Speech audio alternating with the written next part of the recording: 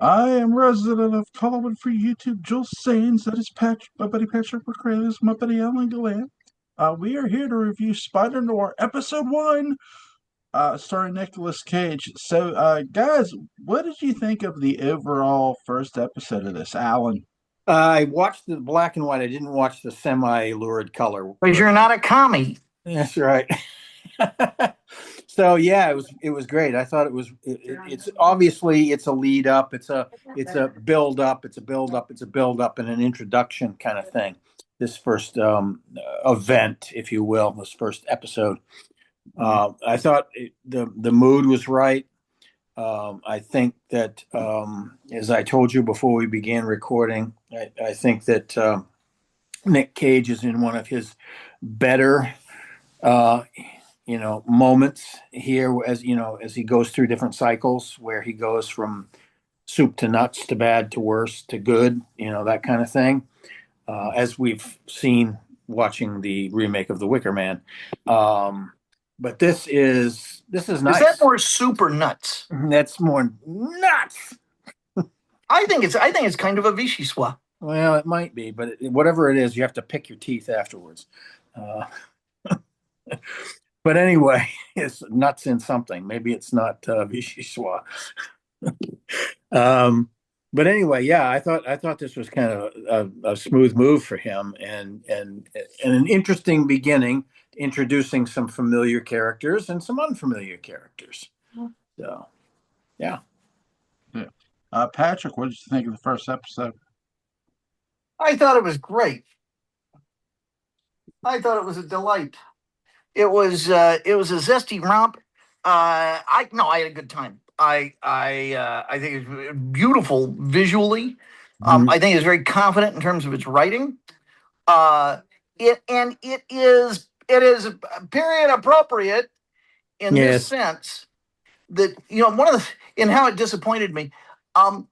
In this way, if you look at media from back then or taking place back then that has fantastic elements in it, the fantastic elements always take backseat to the crime story, to the drama, to those things, which it wouldn't as of maybe the 1960s. Yes, Yeah. So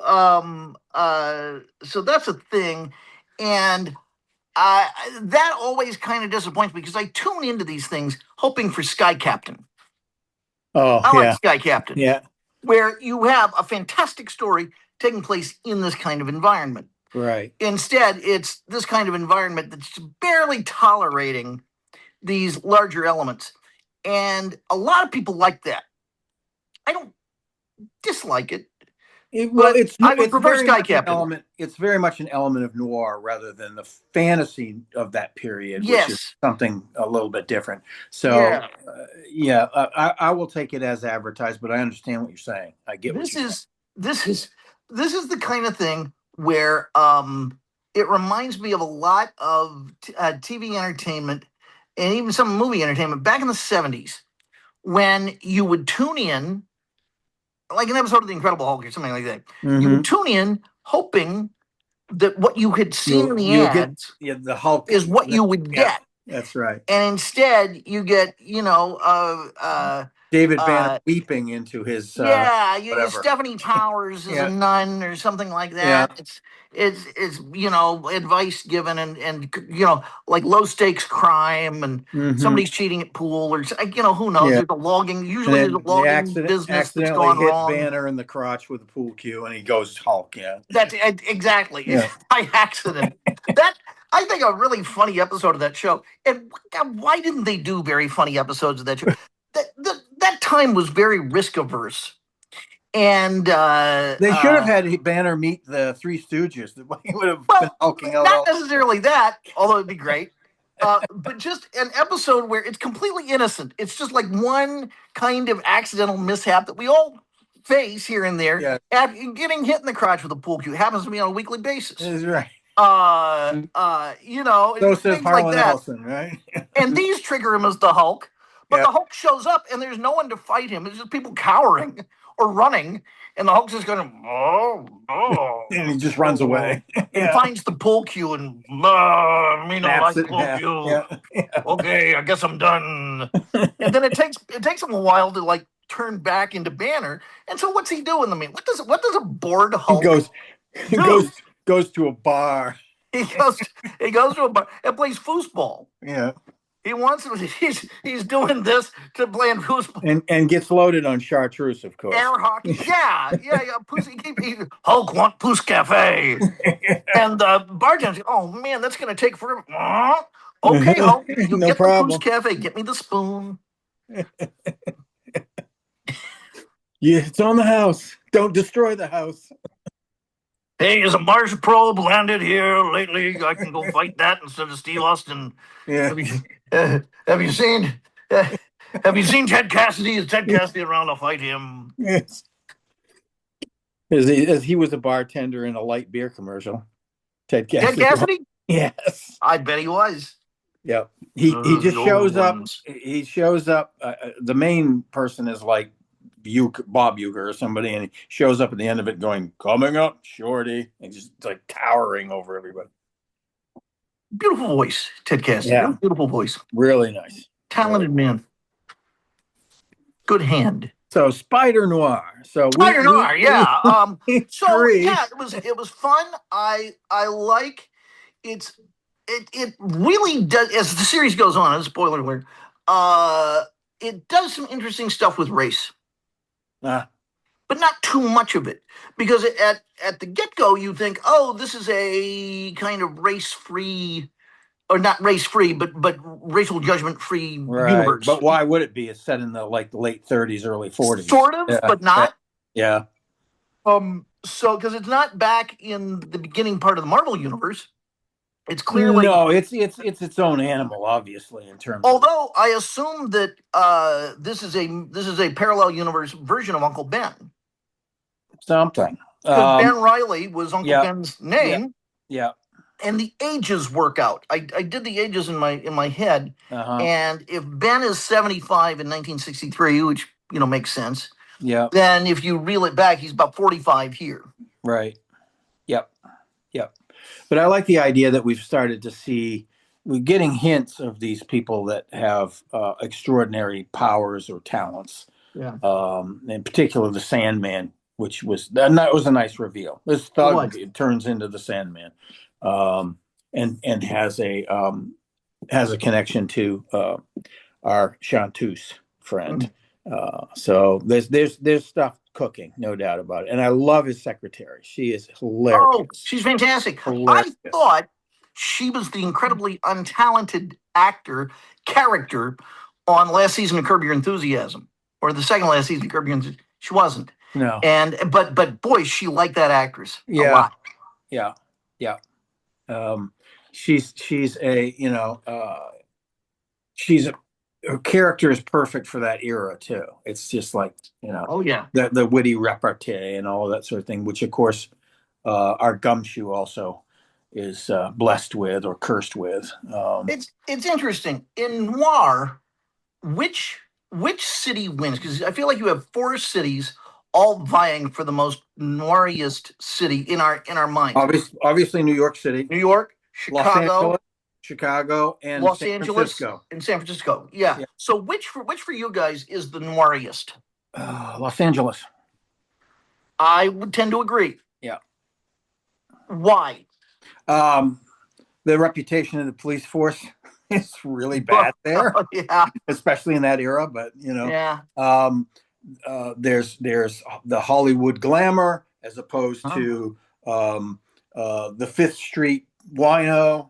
And everything in between for the Gumshoe to sort of walk between worlds.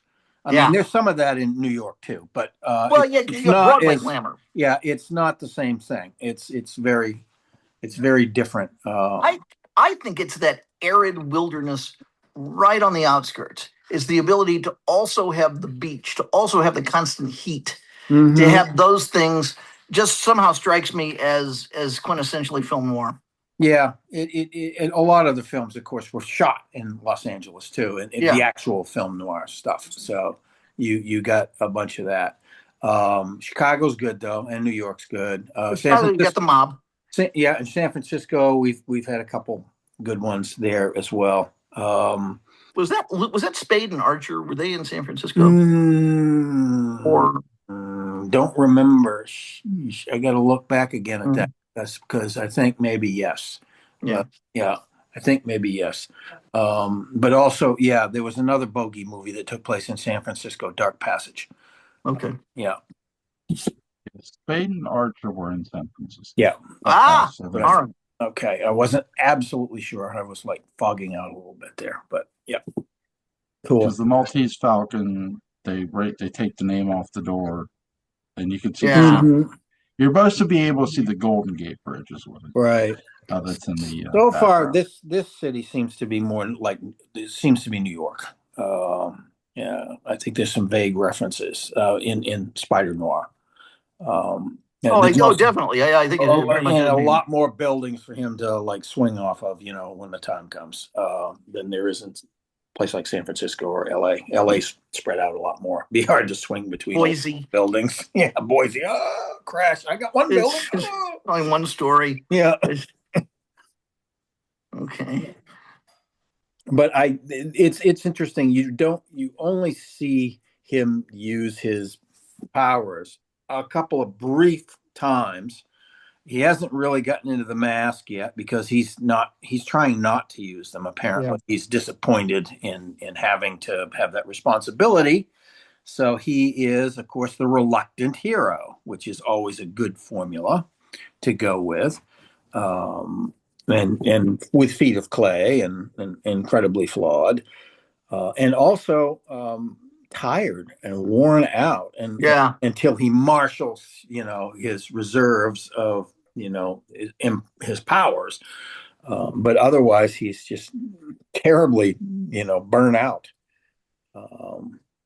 And it's very stereotypical, coming into his office and like having no money and being broke all the time and all of that sort of thing. And that's also grist for some good jokes and some other stuff. So I really liked this episode. I thought it was great. It was good. I will say, if you like this, you'll like what's coming up. Yeah. Yeah, I couldn't stop watching it. Yeah. Yeah. I've got to watch it I only had the one free episode on my gear, but our main television set has a full subscription, so I'll go in there and watch it next episode or two tomorrow probably. So yeah, I thought they did a good job with because mine was in color. I did not get to watch it in black and white. It looks really great in color, by the way, too. It does. I watched an episode in color, and it does look good. The costumes are very period appropriate for the 30s. That's where 30s and 40s. Yeah, this is set in the 30s and 40s. Yeah. I'd say more toward. Well, the cars look like the late 30s. The cars, rather than the 40s. Yeah. I'd say maybe 38, 39, somewhere in there. Somewhere in there. But I would say I like the fact that they kind of introduce these other characters' powers, because it draws the mystery of, okay, what's going on? Like, why are these other people showing up? Yeah, that's right. Why do these people all have powers? We don't know that yet. I mean, we don't have the official word yet on how that works. And from what I could tell, they're kind of hiding in plain sight the way he is. Yeah. Because the same. I don't like, despite my job, I don't like hurting people. It's like, okay. Yeah. Hey, so he turns his hand into a sand anvil, Yeah. Like this guy burned to death, but he has bullet holes in him. Yes, he was not burned. He was shot. He was shot. Yes. I did like the main villain. He's torturing one of the detectives. I don't know. I have issues with Brendan Gleeson in this. Because I can't understand a fucking thing he's saying. Well, yeah, he's a little too Irish for American ears. I think the reason he's so angry is that none of his henchmen have any idea what he said. That's right. I think he said that we should kill that guy. No, I think he said we should go to Denny's. Who opts for Denny's? Okay, let's Rudy Tooty Fresh and Fruity. Yeah. Let's go, guys. Well, Oh, that's why right, that's huh? why his character carries his own blade, so he can do it. Yes, That's yes. why he's so pissed off all the Yeah. time. He keeps getting, grand That's the, slam, moon over my hammies when he yeah, wants blood. right. Pretty soon he's going to kill his own men for not being able to understand him. That's right. His cholesterol is going through the roof. That's what's going to kill him ultimately. Yeah. I also got a big kick out of the fact his mansion was the size of like the Vanderbilt mansion in New Sure, York. yeah, it's built more. Gigantic block, large thing. Yeah, it's all burned out. But yeah, it's amazing. It's crazy. I don't know the what kind of background they did. I'm sure it's probably digital, but a lot of it. But it's Oh really yeah, good. It's really good. I mean, it works really well. to think back when they made Sin City, it was revolutionary. You remember that? Sure. Yeah, Yeah. absolutely. Well, that was also they kind of rotoscoped stuff. Yeah. Some, or a different. It wasn't exactly a rotoscope process, but it was similar to that, and that was cool. Very cool. Liked that a lot. The little yellow guy who was such a beast. That was interesting too. I guess that's in the original too. Yeah, that's in the. Is that Elijah Wood? Yeah, no, I don't. Elijah Wood has like weird eyes or something in it. He has Yeah. weird eyes in real life. So Well, we got not Elijah Wood, but one of his generation of actors was in this one. Played the punk that drew the gun on him. yeah. Yeah. Did you know that? God, I can't think of his name now. But anyway, I'll look it up. Spider-Noir cast. Lucas Haas. Lucas Haas was in a modern film noir movie with the guy that played David Collins in the 1990 Dark Shadow. Oh, Joey, Joseph Gordon-Levitt. Yeah. Yes. And he played a character that dressed like Barnabas Collins, Kane and all, and he was called the Pin, which is short for Kingpin. He was a drug dealer. Yeah, it was like a modern noir movie. It was in color and everything, but it was like a teenage noir movie. It was really interesting. So it wasn't Brick, was it? Let me look it up. But that's, I mean, obviously there's a Dark Shadows connection everywhere you go, and you never have to go 6 degrees to find it. It's just one of those things. Let me look at his. Joseph Gordon-Levitt is now 45.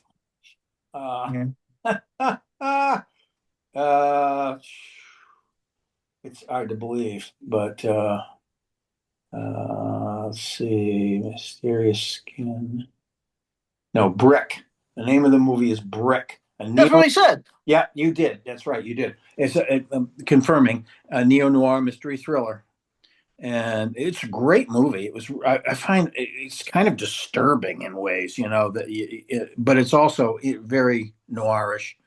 And anyway, yeah, Lucas Haas plays a character called the Pin, and he dresses like Barnabas Collins. Yeah. Cool. That's awesome. What are you guys' favorite scenes? I like scenes with the secretary. I do too. I think I really do. Really good. In terms of action, we're just getting hints of it. I'm feeling that there's going to be a lot more, but obviously we're just getting sort of tantalized with that sort of thing, which is what happens in the first episode of something like this, and that's what you expect. So yeah, but those scenes in his office with the secretary are they really are they're the standouts, and they continue. Yeah.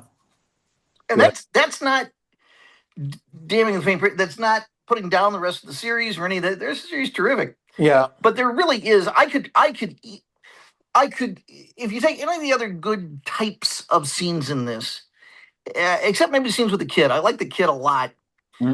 Kid's hilarious. He is hilarious because every time he goes past him, he's like slipping him information or. That's right. That's right. But I would reach my limit with any of the other types of scenes in this, after 2 or 3.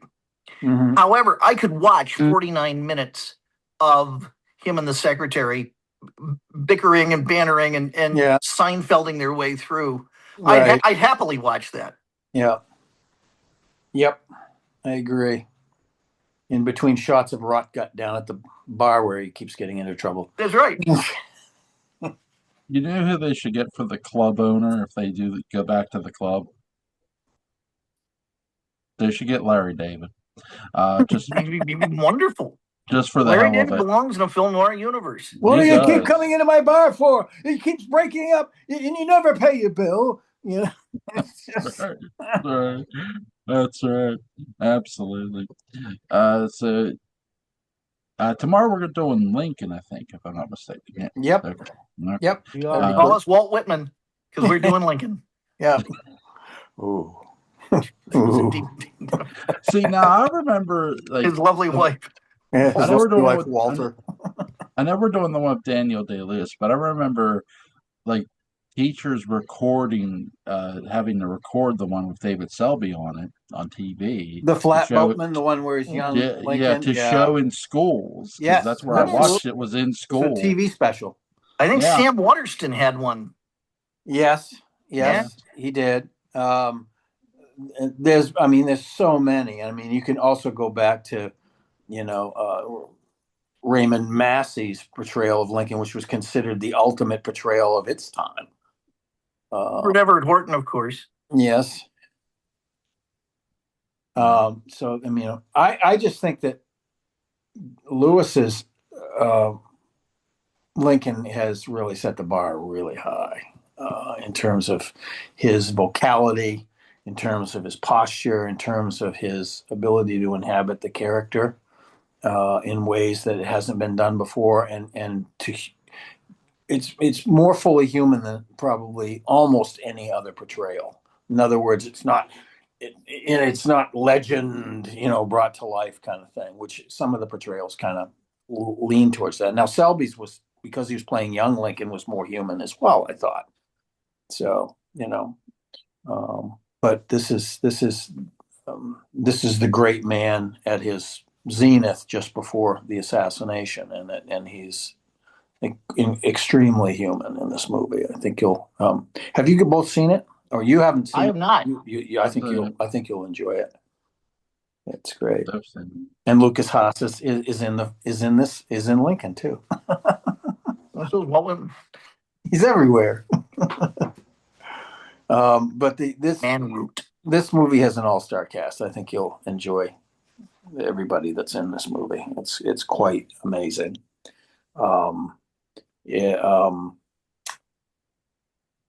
What's his name? Mark Twain Tonight. Hal Holbrook. Hal Holbrook, and one of his latter day performances is also in it. He's very good. Tommy Lee Jones is in it. Yep. Yep, and there's just a ton of people in it. Amazing performances, all of them, and of course it's Spielberg, so it has the Spielberg touch, and it's Johnny Williams music, and it's very much he's toned it to that era, more. He's sort of gotten in touch with his inner Copeland for this movie, so the music fits. It does. Are you guys excited about Friday? I can't wait. I don't know what you're talking about though. What is Parallel Time or something? We're doing How Would You Bring the Mummy to Dark Shadow? Oh yeah.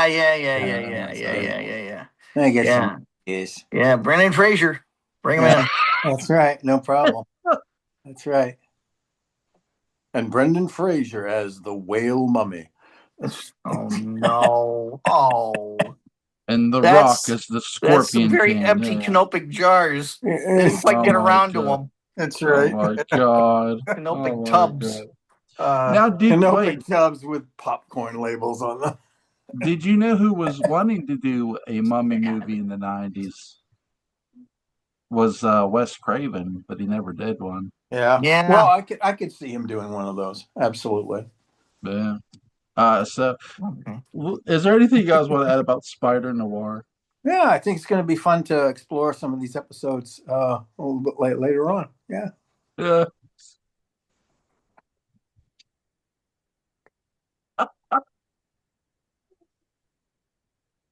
Link to Patrick McCray's Dark Shadows Daybook and Mouse gonna be in the description box.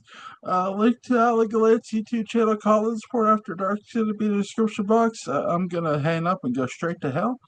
You guys have a good night. Later. Later.